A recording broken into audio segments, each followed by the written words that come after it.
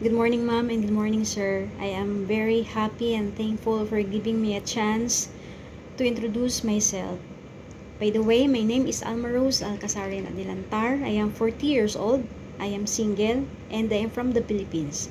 I am undergraduated of Bachelor Computer Science. I have 2 brothers and I have 5 sisters. My mother is a housewife and my father was already died when I was in grade 6. I had 3 more experiences for being a domestic helper. First one was in Abu Dhabi as a babysitter, which I served for complete 2 years. And then the second one was in Saudi Arabia. I served for a royal family. I managed for cleaning, ironing, laundry, which I served for complete 2 years. And the third one here in Kuwait, I served for a domestic helper or a cook since July 15, 2022 up to now.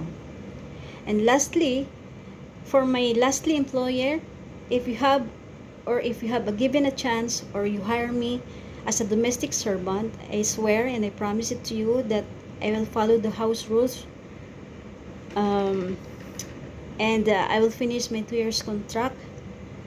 Promise, and I promise it to you that I am honest, hardworking, trusty, and loyal. Hope to see you soon. That's all. Thank you and may God bless you.